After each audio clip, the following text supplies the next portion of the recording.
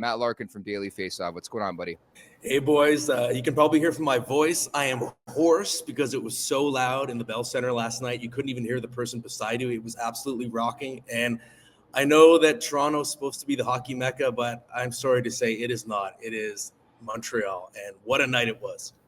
What was that atmosphere like? It was just electric, and I think it was poetic, right? Mario steps out, the best player ever to come out of this province, and you couldn't hear anything. And he went into the dressing room before the game, talked to the players, and it just felt so fitting.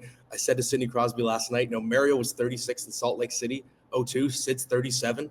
It's sort of a full circle moment, the elder statesman passing of the torch, if you will. And it just felt like it was all scripted last night. That's the best way I could describe it. For me, I guess it was the feel of, Mario and Sid standing there together to start was so cool, right? Especially a guy that Mario took Sid under his wing. He lived in his house. He was there. There was so much that went into it. For him, what do you take away from that moment? I think just getting to see the fan base engage in the Four Nations and the legends and just that starting moment. I think it was very poetic, the start of the Four Nations, just kind of setting the table for what we're going to see here moving forward. I think absolutely. And I really like what the NHL did, bringing in some past heroes of best on best. So Mike Richter, like you mentioned, who broke Canadians' hearts in 96. And to me, it kind of was a way to celebrate the return of best on best. We heard that from the players all week long, how excited they were. It's been so long. They've been clamoring for it since 2016 or 2014, if you're a best on best purist.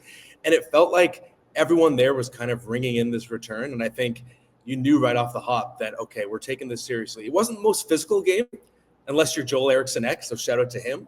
But guys were blocking shots. That's what I really noticed. Anthony Cirelli had a big block, and it was clear from the start they were actually really playing serious hockey.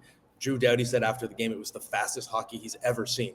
It was hard to even process, he said, just from a brain processing standpoint, the speed of the play. So I think it was really exciting, and I think that was the vibe before the game started. It's here, and it's real, and it's serious. It's no all-star game, and I think the players backed it up with how they played. Was that the biggest goal of Mitch Marner's career, Matt? I think you could make a case. And, I know you guys were talking about 3-on-3. I agree. It's sort of pond hockey, and he's always been a specialist in that regard. I'm sure that's why they started him out there. Notice that he was out there from the very beginning at overtime. But if you factor in the pressure, the world stage, every eye is on this game. And I think that's been a thing for Mitch Marner. It's the space between his ears. We know that his playoff record, some people try to sugarcoat it and say he hasn't been that bad. No, look at game 5, 6, 7. I think it's like 5 points in his last 19 games in games 5, 6, 7 over the past 5 years. So we know he grips the stick tightly when the pressure's on. And that was a high pressure moment. Canada had blown a lead. So to me, just seeing Mitch Marner step up, actually choose to shoot the puck, make a perfectly placed shot, that is progress and represents him coming up big when it matters. Yeah, for me, I guess I love the goal. I love the moment. And I think about the defensive play he makes. He's in a 2-on-1. He's the guy back. You can see his edge work. He forces him to make a tough pass. And there's a little subtle play he makes where he runs a little bit of interference to get Sidney Crosby the puck. And then the play goes from there. And it, for me, I guess this could be like a stepping stone for him. This moment, being on the big stage, having that black cloud in Toronto around him about his playoff success. Do you think this is something he can use for leverage to move forward with the Toronto Maple Leafs and, have some more playoff success in those big moments? I think absolutely, Carter, because for me with Marner, it's never about the talent. It's never about the skill. He's a multi-time first-team All-Star. He's a Selke Trophy finalist. I think he doesn't get enough credit for how many little things he does. John Cooper said it last night, how many guys can be out there on the penalty kill and on the power play. So it's the ability, it's never in question, but for him, it's just a matter of finding little moments that he can remind himself of, especially being out there with his idol. As he said after the game, he dreamed of being with Sidney Crosby. He wore 87 as a kid, and now he's getting a goal on the box score assisted by Sidney Crosby. So the fact that he didn't kind of waver and the hands didn't shake in a moment when literally his childhood idol is on the ice, passing him the puck in overtime, I think that's something to build off in terms of his confidence. Absolutely.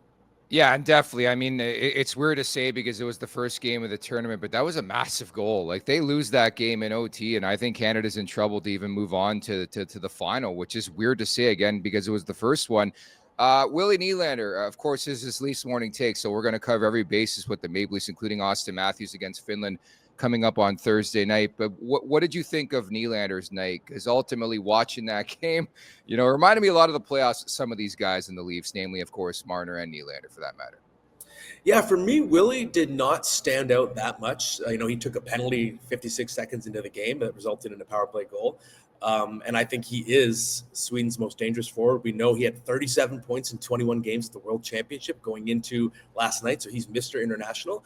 And I kept waiting to see him get behind the defense like he always does. He gets so many breakaways in Toronto. And for me, he was not the one who stood out. I think Sweden's forwards overall were pretty disappointing, aside from Eriksson Ek, who was a tone setter.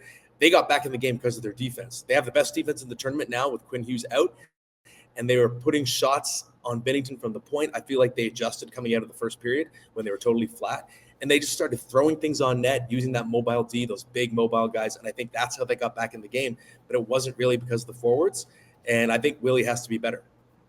Yeah, it looked like in overtime he had a chance for a break there with that questionable change. I know on the broadcast, Simpson was all over it, but I thought McDavid was right with him, right? And I think Nylander, takes advantage of those situations and he reads the play well. And I agree with your assessment. I think they started putting pucks in the net.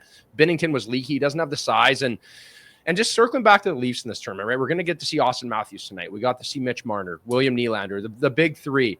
Now, what do you take from this tournament? Say they lay an egg, say Matthews doesn't do anything. He puts up zeros, they lose out. Do you think that affects his year, or on vice versa? If they do have successful tournaments, is that something that they can springboard into the season? Yeah, it's funny for me. And it's a qualitative thing. I feel like it's more important for Marner. I think Matthews has had his moments in the playoffs more than Marner, right? He had a big goal against Boston. It was in game 2. He sort of was the hero last year, right? And then, of course, he was hurt. But I think Marner needs it more. I think Marner is someone, just being a Toronto boy, he feels the pressure in a different way. I think Matthews lets it roll off his back a little more. So if Matthews has a bad tournament, he's going to keep a poker face. He's not going to show that it affects him. I think with Matthews, it's more about, can he show that he looks healthy, right? Because that's been the question all year. He's clearly fighting through something still. We can always tell just based on how often he's uncorking that patented waggle wrist shot. And if I'm a Leafs fan, what I want to see is not necessarily Matthews dominating. I just want to see him looking healthy and know that he's hitting his stride going into the stretch run. What is your expectation, lastly, for the second game here, the Four Nations face-off, as the Americans square off with Finland? It's interesting, because Finland obviously is so depleted. And I almost wonder if it could work in their favor, because when you have guys like Nicholas Matinpalo, they actually have something to play for in this tournament, aside from just the stakes of winning it, because they want to prove that they can be a bigger part of their NHL teams when you have guys that are fringe NHLers. So I think they're going to give a pretty spirited effort. At the same time, if I'm the Americans, I'm watching Canada win that game, and I'm kind of like, okay, we got to respond. So I think the Americans are going to come out pretty hard.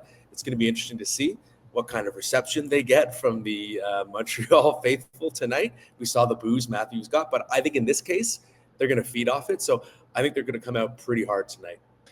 I thought that was interesting. Just to wrap, the PA announcer before the anthems pretty much telling the fans not to boo the anthems. So yeah, that's going to be my curiosity coming up tonight as the States takes to the ice against Finland. Matt, great job. Enjoy the rest of your time there in Montreal. Thanks, boys. Enjoy it tonight. Make sure to check out more of our content right here on the Leafs Nation YouTube page. We got long form interviews, we got clips, we got epic rants by Jay Roseau. We simply have it all. And don't forget, you can find out much more at theleafsnation.com. Thanks so much for watching.